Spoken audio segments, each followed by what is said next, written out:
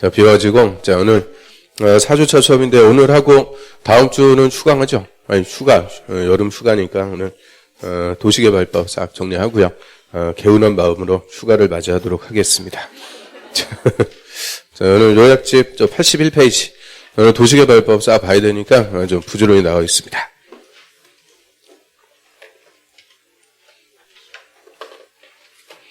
자, 우리 도시개발법 우리 시험에 6문제가 출제되죠. 국토법 12개 이어가지고 개발법 6개. 저희 도시개발법은 도시개발사업의 절차법이라고 하고요. 도시개발사업은 신도시 개발입니다. 종전에 없던 신도시, 검도한 신도시, 이런 신도시 개발 사업인데, 우리 도시개발사업도 저 도시군 계획 사업의 하나죠. 국토법의 도시군 계획 사업의 하나로서 이 도시개발 사업의 절차만 따로 규정하는 것이 도시개발법.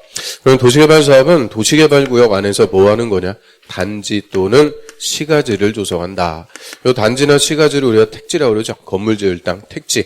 그래서 기존 도시로 인구와 산업이 집중이 되었고요. 택지난이 발생, 아파트 짓고 이럴 땅이 부족해요. 그리고 아직 개발이 안 된 농지나 산지에 전격적으로 무슨 신도시 개발합니다. 이 도시 개발 구역을 지정을 하고요. 이 농지나 산지를 산 깎고 논밭 메꾸고 형질 변경 그리고 토지를 반듯반듯하게 구획 정리 공사해서 이 택지를 개발하는 사업을 우리가 도시개발 사업 한다라고 하고요. 그러면 도시개발 사업 요거 끝났다고 해서 신도시 모습이 갖춰지는 게 아니라 그랬죠. 이 도시개발 사업은 땅만 반듯반듯하게 만들어놨고요.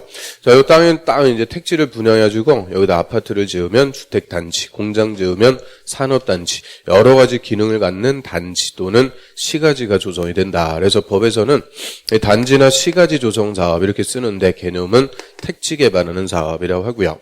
그러면 도시개발 사업은 철저하게 뭐만 놓고 하는 거냐? 토지의 형질 변경, 토지 구획 정리, 철저하게 이 토지 땅만 놓고 하는 사업이죠. 그래서 이해관계인도 누구만 돼요? 토지 소유자 철저하게 지주만을 대상으로 한다라고 하고요. 자, 이런 개발 사업은 크게 이제 두 가지 방식으로 할 수가 있네요. 수용 방식과 환지 방식. 자, 수용 방식은 개발 구역의 토지 등을 시행자 싹 수용해서 원 토지 소유자 다 내쫓아 버리고 강제적으로 사업을 하게 되죠. 그래서 수용 방식은 도시의 집단적인 택지의 조성 공급, 집단적으로 택지를 조성 공급한다. 이때는 강제적인 수용을 합니다. 수용 방식으로 하게 되면 장점은 신속, 싹 수용해서 다 쫓아버리고 하니까 신속. 대신 단점이 수용하려면 돈이 있어야 돼요. 보상금 확보가 어렵다. 그래서 몇천억씩 되는 보상금이 있어야 되니까, 자, 그럼 보상금 확보의 단점, 요거를 해소해주기 위한 제도가 토지상환 채권. 그래서 토지상환 채권이 사후 현물 보상, 보상금 확보에 어려움을 해소해 준다라고 하고요. 또 수용해갖고 개발하니까 똑같이 개발되죠. 획일적 개발. 획일적 개발의 단점을 보완하기 위한 것이 원용지라고 그래요. 원용지를 공급해서 좀 색다르게 개발할 수가 있고요. 그래서 이 단점이 중요한 게 아니고 이 단점을 보완해주기 위한 장치, 이런 것들이 논점. 작년에도 토지상환 채권에서 정답 나왔죠. 그럼 수용 방식으로 할 때는 누가 하는 거냐? 수용해야 되니까 공공이 합니다. 국가나 지자체 같은 공공이 강제적으로 하고요. 자, 이번에서 환지 방식은 토지를 교환하는 방식이라고 하고요. 자, 이건 한마디로 땅값이 비싸고 이 집가가 현저히 높아갖고 수용이 안 될 때, 안 그래도 수용 방식은 보상금 확보가 어렵다 그랬는데 땅값도 비싸면 수용 안 되죠. 이때는 개발구역의 토지 소유자들 동의받아갖고 사업합니다. 그래서 이 동의받아갖고 사업한다 그러면 무조건 환지 방식이 되죠. 그럼 동의받아갖고 공사 끝나면 새 토지로 교환. 그래서 공사하기 전에 큰 토지 대신 새 토지로 교환해주는 방식, 그거를 환지 방식. 환지 방식으로 사업하니까 장점은 동의. 수용 안 하니까 보상금이 필요가 없어요. 대신 단점이 동의가 장점이자 단점. 동의 안 해주면은 오래 걸리죠. 절차가 지연되고 복잡하다. 그래서 수용 방식보다 훨씬 더 절차가 복잡해질 수밖에 없죠. 그래서 이 장단점이 서로 거꾸로입니다. 수용은 신속한데 돈이 필요하고 환지는 돈은 필요 없는데 오래 걸리고 복잡하더라. 그리고 환지 방식은 수용이 안 되니까 자기들이 하는 거죠. 토지 소유자 또는 조합이 자기들 동의받아갖고 공사 끝나면 다시 새 토지로 교환받는 것을 환지 방식. 그래서 크게 이렇게 두 가지 방식으로 할 수가 있고요. 그럼 도시개발법은 이제 처음부터 끝까지 다 개발사업의 절차입니다. 그래서 절차대로 쭉 나오게 되죠. 그래서 옆에 이제 81페이지. 자, 개발구역 지정. 어디서부터는 절차. 그럼 일단 도시개발사업하기 위해서 개발계획부터 수립하게 되고요. 그럼 개발계획은 이하에 나올 개발사업 전반의 지침. 그래서 어디에 무슨 목적으로 개발구역 정해서 누가 어떤 방법으로 사업할지 개발 사업에 하는 모든 것을 미리 다 정하는 거죠. 철저하게 개발계획도 수립해서 개발계획에 따라서 개발구역 지정하고 사업합니다. 이거를 선계획 후개발이라고 하고요. 그럼 개발계획의 수립 누가 하는 거냐? 지정권자. 이 개발구역을 지정하는 자, 지정권자가 수립하고요. 그럼 지정권자 수립했으니까 변경도 당연히 누가요? 지정권자. 그래서 지정권자가 개발계획을 수립 변경하고요. 그래서 수립하는 시기, 원칙은 개발구역 지정하기 전에 수립합니다. 그래서 개발계획부터 수립해서 개발구역 지정, 요거를 선계획 후개발, 원칙적인 체계인데 예외적으로 이 개발구역을 먼저 지정하고 나중에 개발계획 수립할 수 있다. 1, 2, 3, 4. 잘 물어보죠. 그래서 구역부터 먼저 지정하고 나중에 개발계획을 수립할 수 있다. 일단 개발계획을 공모한대요. 공모는 공개 모집. 그래서 이 개발구역도 지정하고 개발계획 공모하죠. 대표적으로 용산의 미군기지. 그 미군기지 저 평택으로 떠난 다음에 그 미군기지 떠난 땅 어떻게 멋지게 개발해 볼지 여러 사람으로부터 개발계획안을 공개 모집. 공모하려면 어디서 개발하는지 구역부터 먼저 지정하죠. 그 다음에 두 번째 용도지역, 자연녹지, 생산녹지, 비도시. 자, 얘들 싸우리 묶어가지고 미성숙지, 땅값 싼 것. 자, 이런 땅값 싼 미성숙지는 원칙대로 개발계획도 뻥 터트려버리면 어떻게 돼요? 나중에 개발구역 정할 때 하면 다 투기해놔갖고는 땅값 몇십 배 뛰어갖고는 효율적으로 사업하기가 어려워져요. 그래서 미성숙지, 땅값 싼 곳은 땅값 오르기 전에 구역부터 먼저 지정하고 나중에 개발계획 수립할 수 있고요. 그래서 요거 작년에도 기출지문이죠. 자연녹지 지역에 개발구역 지정 후 개발계획 수립하는 것은 허용되지 않는다. 그럼 틀립니다. 그래서 이런 미성숙지는 구역부터 먼저 지정할 수가 있죠. 그 다음에 세 번째, 개발구역의 주거상업 공업적, 주상공업적이 전체 30% 이하입니다. 주상공, 3개니까 3 따고 30% 이하. 그럼 나머지 70%는 어디가 되는 거냐? 미성숙지. 요 미성숙지가 70% 이상이다. 그 얘기죠. 그 다음에 국토부 장관이 국가 균형 발전을 위해서 직접 지정합니다. 국토부 장관이 지정할 때는 다 예외를 쳐요. 그런데 국토부 장관도 자연환경 보전적, 여기서는 지정할 수가 없죠. 자연환경 보전적은 절대 보전, 개발할 수 없는 것. 그래서 국토부 장관도 안 되죠. 그래서 1, 2, 3, 4, 이 네 가지 경우에는 개발구역 지정하고 나중에 개발계획 수립할 수가 있고요. 구역부터 먼저 지정했어도 몇 년 내 수립, 2년 내 수립 안 하면 다음 날로 개발구역 지정은 해제가 됩니다. 그 다음에 또 환지 방식으로 개발 사업할 때 이때는 토지 소유자의 동의받아갖고 해라 했으니까 최초로 개발계획 수립할 때 동의받는 거죠. 그래서 환지 방식으로 개발계획 수립하려면 면적 3분의 2 이상인데 우리 국토법에서는 국공유지를 다 제외. 그런데 개발법에서는 포함. 국공유지를 포함한다. 이게 또 차이점. 그래서 국공유지 포함해서 면적 3분의 2 이상 그리고 총수 2분의 2 이상 토지 소유자의 동의를 각각 받아야 됩니다. 그래서 환지 방식은 동의받아갖고 하는데 최초로 개발계획을 수립할 때 토지 소유자의 동의를 받고요. 다음은 근데 환지 방식이라도 시행자가 국가나 지자체, 시행자가 국가나 지자체일 때는 동의가 필요가 없다. 요새는 요거 갖고 잘 물어보고 있죠. 자, 일단 82페이지 한번 볼까요?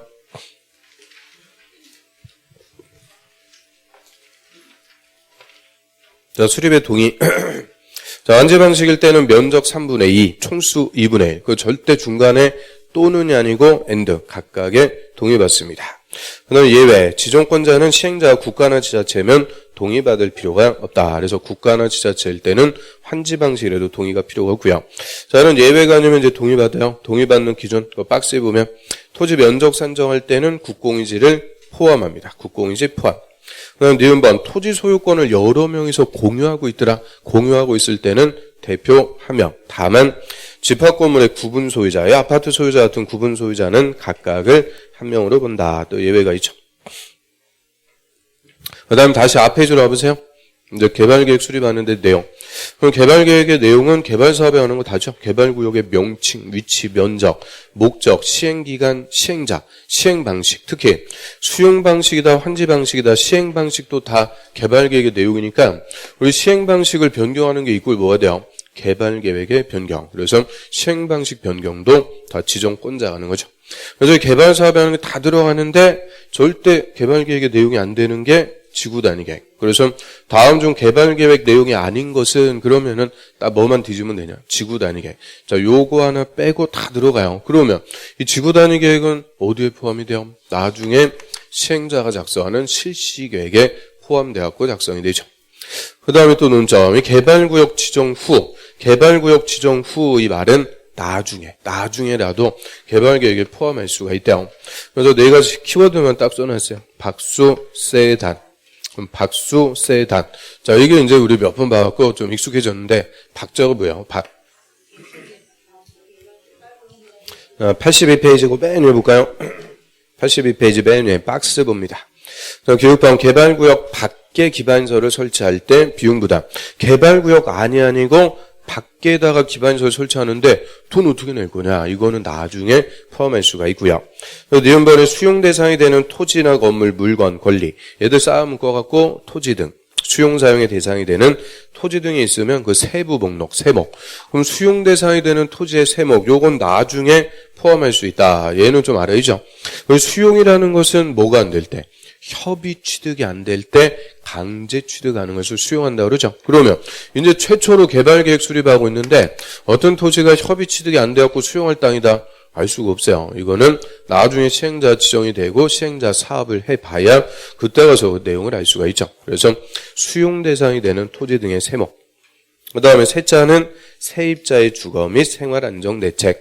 그리고 단자는 단계적 사업 추진. 박수, 세단. 4개는 나중에라도 필요하면 개발 계획에 포함할 수가 있고요.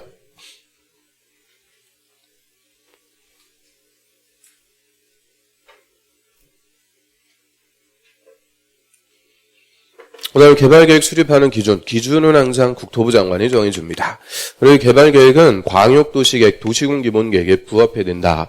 요 계획들이 상위 계획이 된다. 계획인데요. 이유는 그리고 개발사업은 개발법에서 따로 배우고 있을 뿐이지 이거 원칙은 도시군관리계획 내용이죠. 그래서 도시군관리계획 내용 용용기도 도자가 도시개발사업. 그래서 이 개발사업도 도시군관리계획 내용이니까 도시군관리계획보다 상위계획, 광역도시계획과 도시군 기본계획에 다 부합해줘야 되고요. 그래서 330만 제곱미터 이상 대규모로 개발계획 수립할 때는 주거 기능만 하나 줘갖고 베드타운으로 전락시키기로 만돼요. 주거, 생산, 교육, 유통, 위락 기능 다 줘가지고 그 도시 안에서 스스로 해결할 수 있게끔 이런 도시를 자족도시다. 이 자족도시가 되도록 개발계획을 수립합니다. 그래서 이 개발계획부터 먼저 수립해서 이제 개발구역을 지정을 하게 되고요. 그럼 개발구역 누가 지정할 거냐? 이 개발구역의 지정권자. 자, 이 지정권자가 개발법은 주인공. 그러면 좀 전에 개발계획 수립 누가 있어요? 지정권자. 지정권자가 개발계획 수립해서 개발구역을 지정. 그래서 이 개발법은 처음부터 끝까지 지정권자로 시작해서 지정권자로 끝나는 거죠. 그럼 지정권, 이꼴 자치권입니다. 그래서 원칙, 관할구역의 개발구역 중에서 신도시 개발할 수 있는 자는 시도지사하고 대도시장. 그리고 시도나 대도시에 걸쳐갖고 정할 수도 있죠. 걸칠 때는 시도지사, 대도시장이 협의해서 누가 정할지, 지정할 자를 정하게 돼요. 그런데 이 협의가 안 돼요. 서로 지가겠다, 싸우게 되죠. 그럼 지정의 협의가 안 되면 이때는 국토부 장관이 직접 지정한다, 지정할 자를 정해준다. 국토부 장관이 직접 지정합니다. 그래서 이 국토부 장관도 직접 개발구역 지정할 수가 있고요. 자, 국토부 장관이 지정할 수 있는 사항 5개. 그러니까 맨날 물어보죠. 그래서 4번에 시도지사나 대도시장의 협의가 성립되지 않을 때, 협의가 안 되면 이때는 국토부 장관이 지정할 자를 정해준다 그러면 틀려요. 그럼 지정할 자를 정해준다. 지정 못 받은 사람은 마음 상해가지고 또 사업에 협조를 안 해주게 돼요. 그래서 여기서는 국토부 장관이 직접 지정. 그 다음 1번에 국가가 직접 개발 사업합니다. 우리나라는 뭐 1기, 2기, 3기 신도시 다 국가가 지정해서 개발하니까 이런 국가가 개발할 때. 그리고 중앙행정기관의 자, 요거를 두 글자로 장관. 장관이 요청할 때.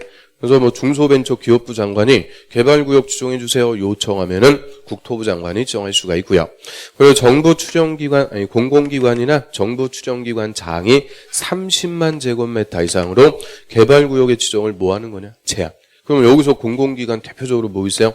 토지주택공사. 그래서 토지주택공사 사장 같은 공공기관, 출연기관장이 30만 이상으로 제한하면 국토부 장관이 정할 수가 있고요. 그리고 천재지변동으로 긴급히 개발이 필요하다. 지진 나고 한 도시가 붕괴가 됐어요. 그래서 긴급하게 개발이 필요할 때 이게 작년에는 정답 질문이었죠. 천재지변동으로 긴급하면 국토부 장관이 정할 수가 있다. 그래서 1, 2, 3, 4, 5 5개니까 그냥 시험에 잘 물어봐요. 그럼 이 5개 중에서도 제일 중요한 논점 2개. 딱 꼽으면은 몇 번? 2번하고 3번. 얘들이 항상 정답으로 나오는 거죠. 그래서 요청하고 제한하고. 요청이나 제한이나 다 지정해 주세요 하는데 법률용어로 쓸 때는 달라요. 국토부 장관에게 요청은 장관이 합니다.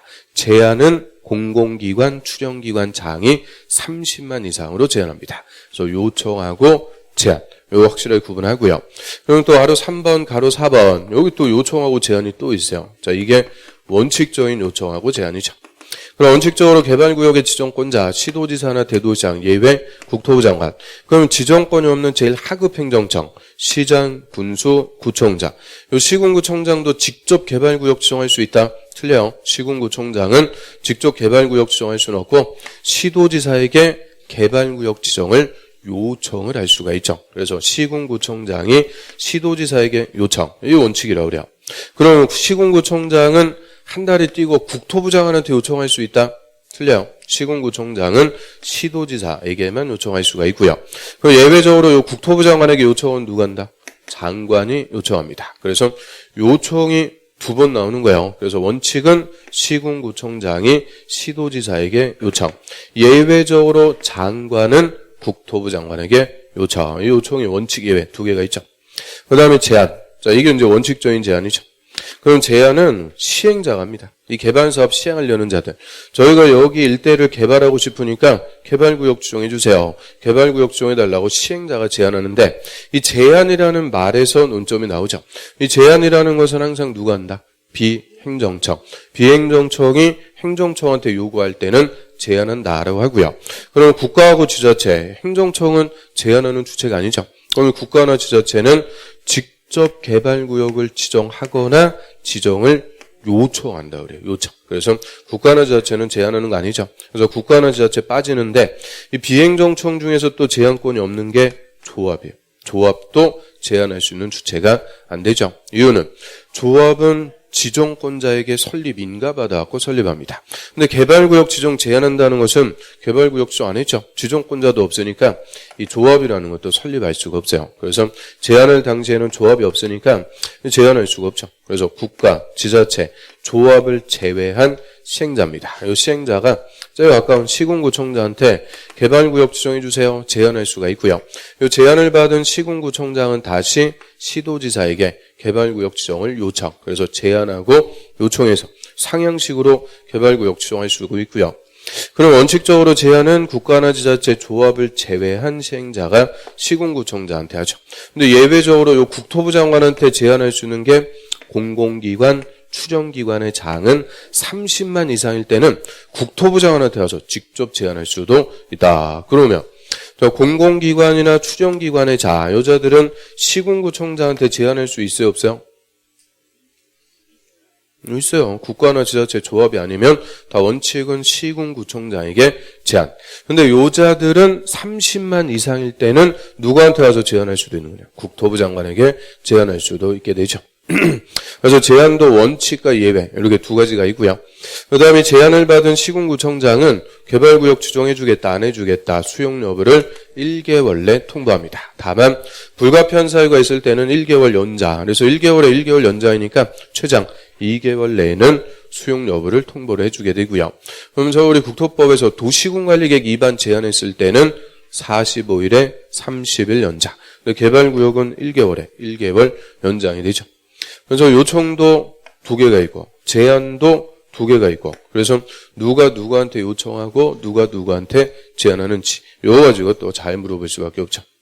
그 다음에 토지 소유자 같은 민간이 제한할 때 이때는 함부로 제한 못하게 동의받아야죠. 그래서 민간은 면적 3분의 2 이상 토지 소유자의 동의 받아야 제한할 수 있도록 합니다. 그러면 저 우리 국토법에서 도시군관리계획 위반 제한할 때도요. 기반서를 제한할 때는 5분의 4. 나머지 지구 단위계획, 용도지구는 3분의 2.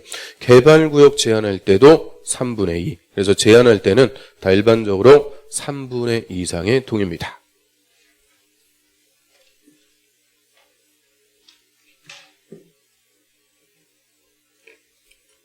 그럼 지정권자의 개발구역 지정하는데요. 찔끔찔끔 지정해서 개발하는 거 아니죠. 이 개발구역 지정하는 규모, 일단 도시지역에서 주거, 상업, 자연녹지, 생산녹지, 주상자생 1만, 만제곱미터 이상으로 개발구역을 지정합니다. 이게 가장 기본이죠. 주상자생 1만. 자, 요것만 외웠어도 29회 때 기출문제 그냥 맞추는 거죠. 그래서 주상자생 1만. 그럼 이거 저번 주에는 뭐 할 때 봤어요? 주상자생 1만. 저번 주에. 개발행위 허가의 규모. 그래서 맨날 아침에 그 시험은 또 열심히 보시네요. 그래서 주상자생 1만 미만. 허가받아갖고 개발할 수 있는 규모는 만제곱미터 미만. 개발구역 지정해서 개발할 수 있는 규모는 만제곱미터 이상. 똑같습니다. 그럼 공업지역에서는 개발행위 허가할 수 있는 규모가 3만 미만. 개발구역 지정하는 규모는 3만 이상. 그래서 저번 주에 개발행위 허가의 규모하고 똑같은 거예요. 그래서 항상 우리 국토의 개발 체계는 두 가지라고 그랬죠. 도시군 계획 사업. 도시군 계획 사업이 아닐 때 허가받아갖고 개발하죠. 그러면 주거, 사업, 자연녹지, 생산녹지 여기서 개별적으로 허가받아갖고 개발할 수 있는 규모는 만 미만까지. 그 만제곱미터 이상으로 개발하려면 무슨 사업으로? 도시군 계획 사업, 도시개발구역 지정해서 도시군 계획 사업으로 개발해라. 그래서 똑같은 기준이 되죠. 그러면 도시지역이라도 절대 개발구역 지정할 수 없는 곳이 보전녹지. 그래서 보전녹지는 녹지의 절대 보장. 요거는 개발구역 지정할 수 없습니다. 그럼 보전녹지는 허가할 수 있는 규모는 얼마일까요? 5천 미만이죠. 5천 미만. 없는 게 아니고 5천 미만. 그래서 개발할 수 없는 것들. 그래서 보전녹지는 허가받아고 개발할 수 있는 게 5천 미만. 개발구역은 아예 지정할 수 없습니다. 그 다음 저 비도시 지역이 좀 다르죠. 비도시 지역은 요거는 시골 허허벌판. 여기서 신도시 개발하려면 기반설부터 왕창 깔아줘야 되니까 이거 10배 30만 이상. 다만 뭐 아파트 연립주택 짓는데 초등학교 확보하고 도로도 확보했다. 그러면 10만 이상. 이런 쓰잘데기 없는 거 필요 없다 그랬어요. 그래서 비도시는 원칙 얼마 이상? 30만 이상. 그럼 계획관리지역에 개발구역 지정하려면 면적 얼마 이상으로? 30만 이상, 비도시는 30만 이상으로 지정합니다. 그래서 개발구역 지정하는 규모 해봤자 3개밖에 없어요. 만, 3만, 30만. 이 그대로 기준. 그래서 주상자생 1만. 요게 딱 기준. 그 다음에 개발구역 지정하는데요. 너무 작으면은 묶어가지고 결합해서 개발구역 지정할 수도 있고요. 너무 넓으면은 분할해서 시행할 수도 있죠. 그래서 결합개발, 분할 시행 다 가능합니다. 이 분할해서 할 때도 각 사업 시행지구 면적 최소 얼마 이상? 만제곱미터 이상. 개발구역 지정하는 규모가 만 이상이니까 분할해서 할 때도 최소 면적은 만제곱미터 이상이 되는 거죠. 그럼 이 규모 이상으로 지정권자 개발구역 지정합니다. 지정할 때 절차 조사부터 합니다. 자, 여기서 조사는 인구, 경제, 사회, 문화 이런 전반적인 거를 조사하는 거 아니죠. 개발 사업에 필요한 사항, 토지, 건물, 공작물 이런 필요한 사항에 대해서 조사할 수가 있다. 임의적으로 조사할 수가 있고요. 그 다음에 또 주민의 의견 듣습니다. 이 주민의 의견 청취 이게 핵심이죠. 그럼 주민의 의견 청취 듣는 방법은 원칙은 공람. 그런데 예외적으로 공청회, 공람이나 공청회를 통해서 주민과 전문가 의견 듣고요. 자, 원칙은 공고 열람, 공람시켜갖고 의견 듣게 돼요. 자, 공람 기간은 14일 이상. 공고 열람시켜갖고 의견서를 제출하는 직접적인 방법으로 주민의 의견 듣습니다. 그런데 개발구역의 면적이 100만 제곱미터 이상, 이때는 공람 기간이 끝난 후에 공청회도 필수. 그래서 100만 미만일 때는 공람하고 공청회는 할 수도 있고 안 할 수도 있고 100만 이상일 때는 공람하고 공청회도 필수. 그래서 주민의 의견 청취는 공람, 공청회 두 개를 다 써줘야 되고요. 이 공청회 개최할 때도 적어도 14일 전까지 1회 이상 공고해서 알려주도록 하죠. 그 다음에 협의하고 심의 거쳐갖고 지정고시 하는데요. 협의하는데 시도지사나 대도시장은 100만 제곱미터 이상일 때는 국토부 장관하고도 협의합니다. 종전에는 100만 이상일 때는 국토부 장관한테 승인받아라 했는데 승인받고 이런 건 없어요. 협의해주면 됩니다. 그래서 절차에서 100만 제곱미터 이상일 때 논점이 2개. 공청회하고 국토부 장관하고 협의.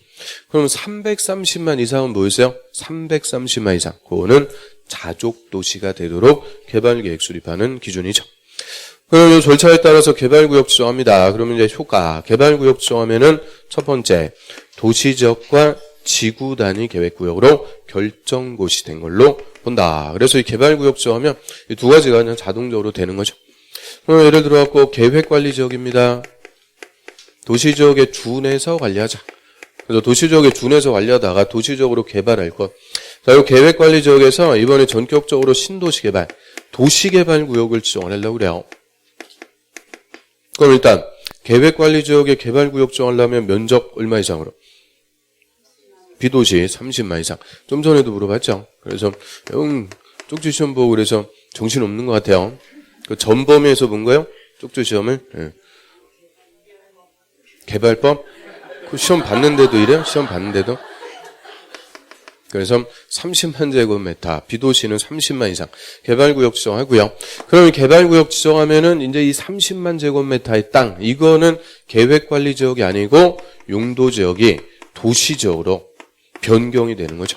그래서 용도지역이 도시지역으로 바뀐다 그 얘기인데요. 그럼 왜 도시지역으로 결정고시가 돼요? 이유는 도시개발구역, 도시로 개발하려고 정했으니까 개발할 수 있게끔 도시지역이 되죠.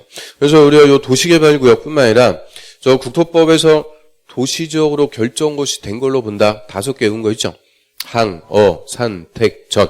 거기다가 도시개발구역 하나 껴가지고 총 6개는 지정되면 도시적으로 결정고시 된 걸로 본다. 앞에서 다 썼어요. 불과 저번 주에 썼어요. 저번 주. 그래서 도시개발구역도 다 도시지역이 되고요. 그 다음에 개발구역이라는 것은 특광시흥 관할구역의 전부다, 일부다. 일부. 그럼 인천광역시 전부를 개발구역 중에서 신도시 개발이 있을 수가 없죠. 검단 신도시가 됐든 청라 신도시가 됐든 다 일부. 그럼 항상 요 일부를 개발할 때는 체계적으로 개발하기 위해서 지구 단위 계획을 수립하는 거고요. 그래서 이 개발구역 지정하면 자동 지구 단위 계획 구역도 된다. 그래서 되는 것을 의제된다 그러죠. 따로 도시군관리계획 결정할 필요 없이 개발구역 지정고시 되면 도시지역과 지구 단위 계획 구역이 돼서 이거 개발할 수 있는 존재 조건을 갖춰줘요. 근데 다만 어디는 또 제외냐? 취락지구는 제외. 취락지구는 개발구역이 지정이 돼도 도시지역 등의 의제가 없습니다. 의제되지 않는다. 이유는 취락지구 얘도 아주 맨날 나와요. 취락지구는 뭐 하려고 지정해요? 주민들이 옹기종기 모여갖고 사는 마을, 그 마을을 살기 좋은 마을로 개발시켜주려고. 그럼 일단 그 마을에 취락지구가 지정이 돼요. 이 취락지구에 개발구역 지정했다고 대규모 신도시로 개발하고 그런 거 아니라고 그랬죠. 그냥 그 상태 그대로 마을만 소규모로 개발시켜주는 개념. 그래서 이 취락지구는 개발구역이 지정이 돼도 도시지역 등의 의제가 없어요. 그냥 그 상태 그대로 살짝 개발만 시켜주는 개념.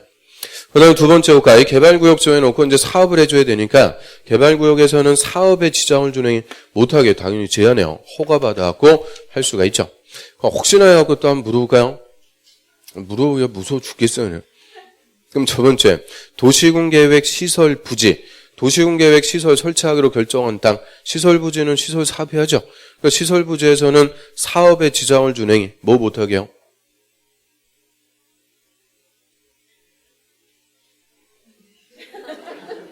건물의 건축, 공자물의 설치, 못하게 제한. 그래서 시설부지에서는 특별히 건물 못 짓게 하죠. 그래서 새 건물 지으면은 사업에 지장을 주니까 새 건물 못 짓게 제한해 놓고 사업을 해야 되는데, 오랜 기간 사업 안 하니까 건물 지을 수 있는 땅, 지목이 대인 토지에 과도한 재산권의 제한. 그래서 매수 청구 같은 걸 할 수가 있도록 해주게 되죠.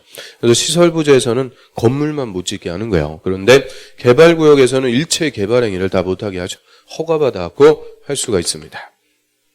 그럼 개발구역에서 허가받아갖고 할 수 있는 거, 먼저 건물, 근데 가설 건물 포함해서요. 건물의 건축뿐만 아니라 대손하고 용도 변경 다 허가받아라. 그래서 대손하고 용도 변경하고 다 비싼 건물로 바꿔놓으면 보상금 늘어나니까 다 허가받아야 돼요. 그 다음에 공작물의 설치, 토지의 형질 변경, 그리고 토속 재치, 토지 분할, 그리고 물건을 하루 이틀이 아니고 1개월 이상 쌓아놓는 거.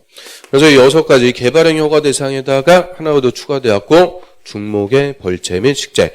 나무를 베고 심고 그 사업할 땅에다가 나무를 그냥 수천 그루 심어놓으면 사업에 지장을 주니까 중목의 벌채 식재도 다 허가 받아갖고 할 수가 있고요. 그럼 일단 개발행위 허가 대상 6개에다가 뭐가 더 추가됐어요?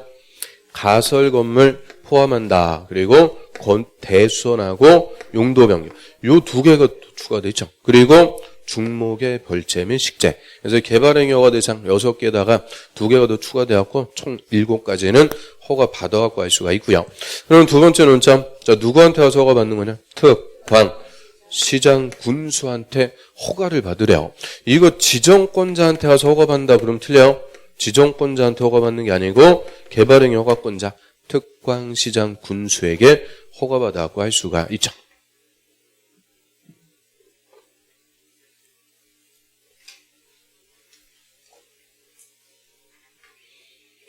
자, 그런데 물론 이제 허가 없이 할 수 있는 예외가 있어요. 재해복구나 재난수비란 응급조치, 긴급한 거. 근데 이게 또 국토법하고 좀 달라요.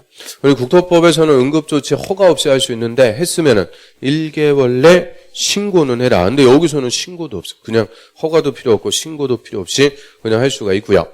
또 사업에 지장이 없는 경미행위 이런 것들 허가 없이 할 수가 있죠. 자, 그래서 교재원 보면 86페이지에 그 행위제한 허가 대상 그 밑에 봅니다. 또 나면 2번 허가의 예외. 자, 허가 없이 할 수 있는 것들 니은번에 그 밖에 국토법에서 개발행위 허가 대상이 아닌 것 이게 경미한 행위들.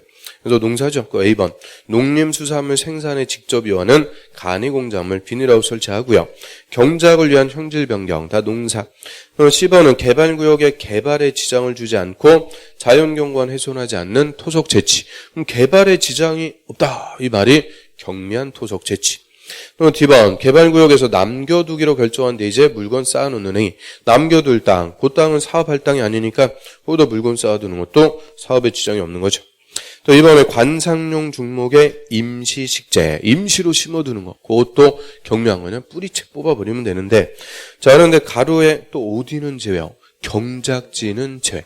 그럼 경작지에다가 임시로 심어두는 것은 경미한 거 아니라는 거예요. 허가 받아야 된다. 이유는 경작지는 임시로 심어뒀든 하여튼 심어놓으면은 다 보상금 대상, 보상 대상. 그래서 경작지는 제외가 됩니다. 그래서 그런 행위들, 농사 짓는 것들, 경미한 것들 허가 없이 할 수가 있고요. 그 다음에 개발구역 지정 당시에 이미 사업이나 공사에 착수한 자는 행위 제한 받지 않고 계속할 수 있다. 근데 그냥 아니고 30일 내 신고하고 계속할 수 있다. 기득권보호의 특칙. 그런데 저 국토법에서요. 시가와 조정구역 수산자원 보호구역일 때는 3개월 내 신고. 시가와 조정구역, 수산자원 보호구역은 3개월 내 신고. 개발구역하고 정비구역은 30일 내 신고하고 계속할 수 있습니다. 다 썼어요? 그 86페이지 맨 밑에 거기 나오죠. 그래서 다 쓸 때까지 기다렸다 항상 얘기해주는 이 센스. 그래서 밑에 다 있으니까 그거 구분하고. 그래서 3개월이냐 30이냐 맨날 바꿔주니까 확실하게 정리하고요. 그럼 이제 개발구역 지점에는 효과, 이 개발구역 지점에는 개발할 수 있게끔 도시지역과 지구 단위 계획구역이 된다. 존재 조건 갖춰주고요. 사업에 지장을 준행이 못하게 행위제한 딱 걸어놓고 사업을 해줘야 되는데 사업을 안 하면 개발구역 지정한 이유가 없으니까 해제가 되는 거죠. 그래서 개발구역 지정도 해제가 되는 사유가 있죠. 그 항상 실효나 해제는 그날이 아니고 다음 날. 여기서는 다음 날 빼먹고 잘 물어봐요. 그래서 반드시 다음 날 꼭 들어와야 돼요. 그래서 원칙적인 해제 사유는 개발계획 수립에서 개발구역 지정. 원칙적인 절차. 그럼 개발구역 지정 고시한 날부터 3년이 지날 때까지 시행자가 실시계획 인가 신청도 안 합니다. 그럼 다음 날로 해제. 그럼 3년 내 실시계획 인가 신청도 안 하더라. 이 의미가 뭐예요? 3년 동안 사업했다 안 했다? 안 했다. 또 사업 안 했으니까 다음 날로 그냥 해제시켜 버리는 거예요. 사업을 안 해서 해제. 그 다음에 두 번째 공사 완료나 환지 처분의 공고가 나면 다음 날로 해제. 그럼 수용 방식에서는 언제 사업이 끝나요? 수용 방식. 수용 방식은 사업이 끝나는 시점. 여기 써있잖아요. 공사 완료, 공고가 나면 사업이 끝. 환지 방식은 언제 사업이 끝나요? 환지 처분의 공고가 나면 사업이 끝. 그럼 수용 방식에서는 공사완료 공고, 환지 방식에서는 환지 처분의 공고가 나면 사업이 끝. 사업이 끝났으면 더 이상 개발구역일 필요가 없으니까 다음 날로 해제. 그래서 공사완료나 환지 처분 공고가 나면 다음 날 해제. 이건 의미가 사업이 끝나서 해제. 그래서 원칙적 해제 사유 2개. 안에서 해제, 끝나서 해제. 그 다음 예외적으로 해제되는 사유는 절차가 예외요. 구역을 먼저 지정하고 나중에 개발계획 수립. 그럼 선계획 체계 예외. 구역부터 먼저 지정할 수 있다. 이거 어디서 구역부터 먼저 지정해요? 미성숙지, 땅값 싼 것. 그럼 미성숙지 이렇게 시험에 나오는 거 아니라고 그랬죠? 미성숙지 용도지역으로 따지면 구체적으로 어디 있어요? 오늘 뭐 쪽지 시험 보기는 봤어요? 그래서 자연 녹지, 생산 녹지, 비도시. 이런 미성숙지는 구역부터 지정하고 나중에 개발계획 수립할 수가 있고요. 자, 이때 구역부터 지정했으면은 2년 내 개발계획 수립. 안 하면 다음 날로 해제. 그래서 구역부터 지정했으면 2년 내 개발계획 수립해줘야 되고요. 또 2년 내 개발계획 수립했어요. 개발계획 수립한 날부터 3년이 지날 때까지 시행자 실시계획 인가 신청 안 하면 역시 다음 날로 해제. 그러면 원칙적 해제든 예외적 해제든 실시계획 인가 신청은 다 몇 년이냐? 3년. 그래서 해제사유에서는 예의가 핵심이 돼요. 3년 내 실시계획 인가 신청. 얘를 딱 기준으로 잡고 있어야 2년인지 3년인지 헷갈리지가 않는다. 그 얘기죠. 그럼 하나 더 들어가고 이거 왜 3년 내 실시계획 인가 신청해야 돼요? 3년 주는 이유는 또 맞추긴 또 맞춰요. 그래서 지구 단위 계획을 포함하기 때문에 3년. 의미까지 알면은 숫자도 헷갈릴 이유가 없고요. 그래서 3년 내 다 주고 하면서 또 맞추긴 맞추네. 3년 내 실시계획 인가 신청 안 하면 다음 날로 해제. 자, 요게 해제 사유에서는 핵심. 그다음에 예외적 해제는 또 예외들이 있어요. 다만 330만 이상일 때 5년, 330만 이상일 때 5년. 그 5년 그거 뭐라 그랬어요? 쓰잘데기 없는 거야. 그래서 2년, 3년이라도 확실하게 봅니다.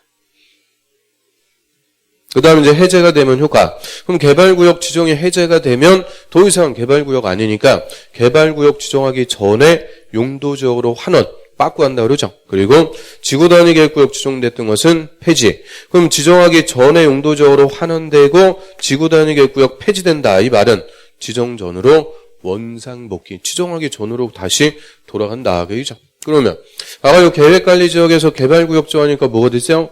도시지역과 지구단위 계획구역이 된 거예요. 그런데 사업을 안 해서 개발구역 해제.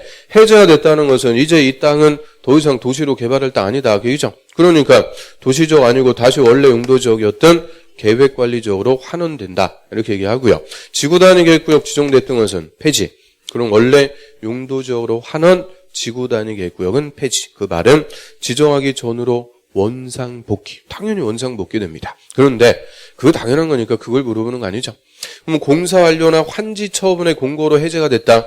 이거는 사업이 끝나서 해제. 끝나갖고 해제됐을 때는 원상복귀 되지 않는다. 제외. 이유는요. 사업이 끝났다는 것은 도시로 다 개발이 됐으니까 다시 원상복귀 될 이유가 없다. 그래서 사업이 끝나서 해제가 됐을 때는 원상복귀 되지 않는다. 그래서 여기까지 개발계획 수립에서 개발구역 지정. 자, 오늘 개발법 싹 훑어봐야 되니까 정신 바싹 차려야 돼요. 자, 한 페이지 넘겨보세요.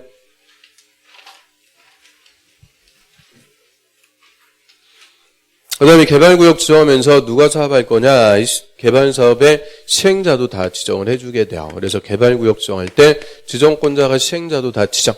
그래서 지정받으면 고자가 개발사업의 시행자가 됩니다. 즉 도시개발사업은 원칙적으로 누가 한다 이런 거 없습니다. 그냥 지정하면 고자가 시행자. 그런데 우리 저 시설사업은 원칙적인 시행자 있어요 없어요? 도시군계획 시설사업 원칙적으로 누가 한다? 있다 없다? 아무 생각도 안 나는 걸 물어보는 거죠, 제가. 그래서 도시군계획 시설사업은 원칙적으로 특광시장 군수가 합니다. 특광시장 군수. 그래서 시설사업은 원칙적인 시행자 있는데 개발사업은 그냥 지정하면 고자가 시행자 되죠. 근데 다만 전부 환지, 전부 돌려받는 환지 방식으로 할 때는 누구한테 우선권을 주게 돼요? 토지 소유자나 조합을 시행자로 정해서 자기들이 할 수 있게끔 우선권 주고요. 그럼 시행자로 지정받을 순자는 크게 이제 두 개. 공공하고 민간. 공공 부분, 민간 부분. 이거 구분할 수 있어야 돼요? 없어야 돼요? 있어야죠. 요새 맨날 물어보는 논점. 그래서 공공사업 시행자만 뭐를 할 수 있는 거냐? 사업의 일부를 대행케 할 수 있다. 그래서 사업의 일부를 대행시킬 수 있는 시행자는 이거 28회 때는 그냥 단독 기준. 그래서 공공인지 민간인지 구분해야죠. 그럼 공공 부분의 사업 시행자, 일단 국가하고 지자체, 국가나 지자체가 얼마든지 개발 사업 할 수가 있고요. 이 국가나 지자체가 시행자일 때만 행정청인 시행자. 행정청뿐만 아니라 저 국가가 만드는 공공기관, 공사들 쭉 있네요. 토, 수, 농, 관, 철, 매. 토자는 토지주택공사, 수자원공사, 농어촌공사, 관광공사, 철도공사. 매일 공공기관은 됐어요. 그래서 토, 수, 농, 관, 철매. 그 다음에 정부 추정기관, 정부 국가가 돈 내갖고 만든 공기업이죠. 철제, 철도, 시설공단. 그러면 철자가 또 두 번, 철. 그럼 여기서 철자는 철도공사, 여기서 철자는 철도 시설공단. 우리가 이것까지 알아야 되냐? 알아야 돼요. 29회 때 다 틀린 거예요. 그래서 철도 시설공단, 요거는 KTX 사업하려고 만든 공단이라고 그랬죠. KTX 역사 지으면서 역사 주변을 싹 개발, 그거를 역세권 개발. 역세권 개발 사업 할 때만 철도시설공단은 시행자가 됩니다. 자, 여기 딱 29회 때. 한국철도공사는 역세권 개발 사업 할 때만 시행자가 된다. 철도공사 아니고 철도시설공단. 다 틀렸던 거예요. 그래서 똑같은 과오를 또 두 번 저지르면 안 되죠. 저지를 것 같아. 그래서 철도시설공단. 철도공사가 아니에요. 그 다음에 제자는 제주 국제자유도시개발센터. 그렇게 길어요. 하여튼. 그럼 얘는 이름대로 어디를 개발할 때? 제주도. 그래서 이 정부 추정기관 두 개는 일반적인 시행자가 아니고요. 특별한 경우 역세권 개발하거나 제주도를 개발할 때만 시행자는 특별한 케이스입니다. 그래서 일단 공공기관이든 추정기관이든 다 국가가 만든 공기업이고요. 그 다음에 지자체가 만든 공기업, 지방공사, SH 같은 거. 그럼 얘들 공기업들까지 싹 묶어가지고 행정처하고 공기업 묶어서 넓은 의미에서 공공부문의 사업 시행자. 그리고 공공부문이 아니면은 다 민간입니다. 그래서 민간도 능력이 되면 개발사업 시행할 수가 있고요. 먼저 개발구역에 토지 소유자, 자기들이 할 수도 있고, 토지 소유자 만든 조합도 시행자 될 수 있는데요. 조합은 전부 환지 방식일 때만 시행자 됩니다. 전부 돌려받는 환지. 그럼 반대로 수용 방식일 때는 조합은 시행자 될 수 없다. 수용은 다 수용해서 토지 소유자 다 쫓아버리고 하니까 쫓겨나가는 토지 소유자가 쫓겨나가면서 조합을 설립하고 그럴 이유가 없어요. 그래서 수용에서는 조합이 있을 이유가 없죠. 그러면 토지 소유자는 수용 방식으로 할 수 있다? 없다? 자, 토지 소유자는 수용 방식으로 할 수 있다? 없다? 있어요. 아예 안 써 있으니까 토지 소유자는 수용으로 할 수도 있고 환지로 할 수도 있고 항상 이 선택의 갈림길에서 꼭 잘못된 방향으로 가는 탁월한 능력. 그래서 자, 토지 소유자는 수용이든 환지든 다 가능합니다. 그런데 여기 딱 써 있듯이 조합만 무슨 방식일 때 전부 환지. 토지 소유자는 수용으로도 할 수 있고 환지로도 다 할 수 있어요. 조합만 전부 환지 방식일 때 시행자가 됩니다. 그 다음에 과밀억제권역, 서울특별시 같은 과밀억제권역에서 수도권 이외의적으로 이전하는 법인, 이전법인, 공장이나 대학, 서울의 대학, 캠퍼스죠. 지방으로 이전하면서 직접 개발할 수 있도록 하고요. 등록사업자는 아파트 건설회사, 그 아파트 단지 건설하면서 개발할 수 있죠. 토목공사업자는 토목회사.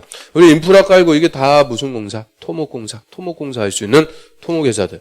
또 부동산 개발회사, 디벨로퍼, 부동산 투자회사, 이거는 리츠. 그래서 회사들, 그러면 7번부터 10번까지 다 회사들이죠. 회사들도 능력이 되면 다 개발사업 할 수 있고, 회사는 당연히 공공이 아니고 민간 부문. 그래서 민간이 훨씬 많으니까 공공 부문 4개 딱 정리하면 나머지는 민간. 그 다음 민간사업 시행자 밑에 보시면은 공동출자법인 그거는 공동시행자 개념이죠. 그 열거되어 있는 자 둘 이상이 같이 개발사업하자. 공동으로 돈 내갖고 만든 법인인데 공동시행자. 그런데 중간에 누구는 제외? 조합은 제외. 조합은 공동으로 시행할 수 없다. 그 얘기입니다. 조합은 그래서 우리가 네 글자로 독고다이라고 그러죠. 독고다이. 공동으로 할 수가 없어요. 그래서 조합은 빼고 공동으로 시행할 수도 있고요. 그 다음 맨 밑에 참고해서 1번 위탁시행. 그러니까 시행자는 항만이나 철도 그 밖에 공공시설의 건설 또는 공유수면의 매립. 그럼 철도를 놓고 바다를 메꿔갖고 새 땅을 만들고 공유수면 매립 같은 거 이런 거는 스케일이 작은 게 아니죠. 큰 거 아무나 못해요. 그래서 이런 스케일이 큰 업무는 국가나 지자체 같은 공공에게 위탁해서 시행할 수 있도록 하고요.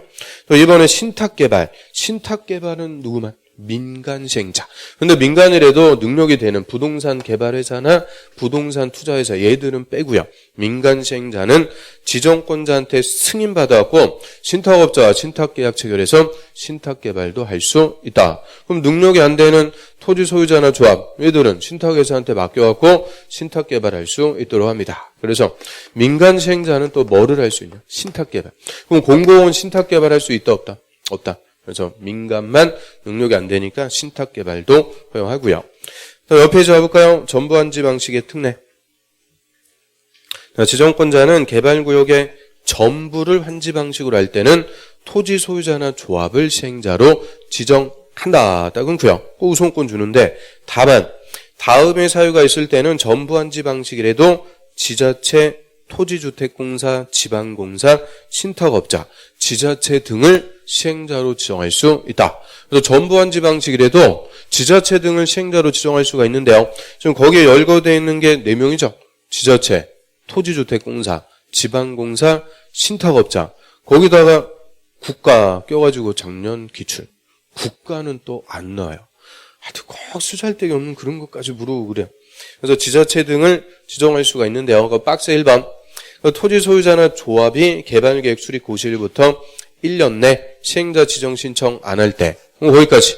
그럼 전부한지 방식일 때는 토지 소유자나 조합이 시행자 지정 신청하면 딴 사람이 신청했어도 얘들한테 우선권 주죠. 그런데 얘들이 개발계획 수립하고 1년이 지날 때까지 시행자 지정 신청을 안 합니다. 왜 안 해요? 마음이 없다. 여러분도 그런 것 같아요. 마음이 없는 것 같아. 그래서 하여튼 그러지 마세요. 아무튼 우리 이제 어저께 그 100일떡 받았어요? 술 먹었구나. 또 술. 100일주. 술만 열심히 또 드시고 실력을 드셔야 돼. 실력을. 그래서 100일주 또 엄청 먹고 오늘 그래서 결석이 많구나. 아무튼 그래서 자, 1년 내 시행자 지정 신청을 안 한다. 할 마음이 없을 때 이때는 전부한지 방식이라도 지자체 등을 지정할 수가 있죠. 그런데 또 하나 2번. 그게 작년에 물어본 거죠. 지자체 장이 시행하는 공공시설에 관한 사업과 병행해서 시행할 필요가 있을 때 그럼 공공사업과 병행해서 할 필요가 있으면 그냥 누가 하는 게 효율적이다. 지자체가 하는 게 효율적이다. 그래서 전부한지 방식이라도 그런 사유가 있을 때는 지자체 등을 시행자로 지정할 수 있고요. 그 박스에 3번 눈길도 주지 마세요. 괜히 그거 봤다가 5만 개 또 다 흐트러지는 거예요. 그래서 3번 그거 아직 안 물어봤으니까 그거는 필요 없다. 그다음 밑에 사업의 대행.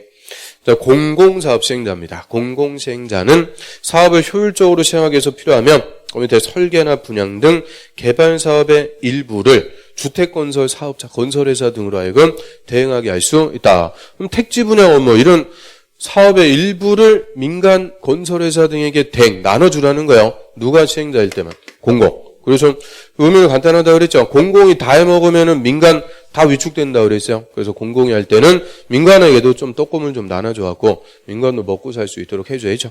그래서 이 사업을 대행케 할 수 있는 것은 공공시행자. 그 다음에 신탁 개발할 수 있는 것은 민간사업 시행자. 이게 공공이냐 민간이냐. 그래서 구분할 수 있어야죠. 그 다음에 들어갑니다. 가로 4번. 지정권자는 토지 소유자 2명 이상이 개발사업 시행하려고 할 때는 그 밑에 됐죠. 개발사업에 관한 규약 또는 규약을 정하게 할 수 있다. 그러면 토지 소유자가 개발사업 한대요. 이때는 개발사업 어떻게 할지 스스로 정하는 자치규범. 그거를 뭐라 불러요? 규약. 토지 소유자는 규약을 정한다. 이렇게 얘기하고요. 그러면 조합이 사업할 때는 조합이 정하는 자치규범은 정관이라고 부르고요. 지자체 등이 개발 사업할 때는 규정이라고 부르는 거죠. 규정, 시행 규정. 그래서 조합은 정관, 토지 소유자는 규약, 지자체 등이 할 때는 규정을 정한다. 그래서 이 자치규범의 이름들을 이렇게 이제 부르는 거죠. 자, 얘들은 우리 정비법에서도 똑같이 나옵니다. 그래서 정비법에서도 조합은 정관, 토지 등 소유자는 규약, 지자체 등이 할 때는 규정. 규칙 아니에요, 규정. 그다음 밑에 시행자의 변경. 그럼 지정권자 시행자 변경해 버릴 수가 있어요. 시행자 사업 안 하거나 못 하게 됐을 때는 변경할 수 있는데 이 변경할 수 있는 사유의 핵심은 얘죠. 실시 계획 인가 후 2년 내 착수 안 하면 시행자 변경할 수 있다. 29회 때 정답. 28회 때도 얘만 알면 정답. 그래서 2년 내 착수 안 했을 때, 그 실시계획 인가 나면 사업을 할 수 있는데 2년이 지날 때까지 착수 삽질한 바 안 한다. 이거 사업 안 하니까 시행자 바꿔버릴 수가 있고요. 그래서 이 개발법에서는 착수 기간 몇 년 줘요? 2년 준다. 그 다음 박스의 그 2번. 행정처분으로 시행자 지정이나 실시계획 인가가 취소. 시행자 지정이 취소가 되면 사업 못하는 거죠. 바꾸는 거고요. 3번에 시행자의 부도나 파산 등으로 개발사업의 목적 달성이 어려울 때, 그럼 2번하고 3번 그런 거야. 읽어보시면 되고. 4번. 개발구역의 전부를 환지 방식으로 시행. 그럼 전부 환지 방식이니까 누구한테 우선권 줬어요? 토지 소유자나 조합한테 우선권을 줬는데 얘들이 개발구역 지정고시일부터 1년이 지날 때까지 실시계획인가 신청도 안 합니다. 그럼 왜 안 해요? 여기 써 있어요? 그래서 능력이 없다. 그래서 우선권을 줬는데 능력이 안 되면 바꿉니다. 그래서 능력이 안 돼갖고 1년 호송했을 때, 그럼 아까 개발구역 지정고시 했으면 몇 년 내 실시계획인가 신청해라? 3년 내. 안 하면 다음날 해제. 근데 얘들한테 우선권 줬는데 얘들이 지금 1년 까먹었다. 그죠? 그럼 바꿔가지고 2년 내 실시계획인가 신청 들어가야 개발구역 해제가 안 되는 거예요. 그래서 전부환지 방식에서 토지 소유자나 조합이 1년 내 실시계획인가 신청 안 하면 변경할 수가 있고요. 그럼 변경사유 딱 물어볼 만한 논점은 2년인지 1년인지 그거 물어보는 거죠. 그럼 두 개를 다 외워야겠어요? 뭐만 확실하게 보면 된다. 2년. 이거 딱 정리해두면 이거 맞게 나왔다. 그러면 답으로 나올 거는 그 4번밖에 없는 거예요. 그래서 두 개를 뭐 굳이 다 외우고 그럴 필요 없고 요것만 확실하게 정리해두면 끝나는 거죠. 자, 여기까지 하고요. 좀 쉬었다 보겠습니다.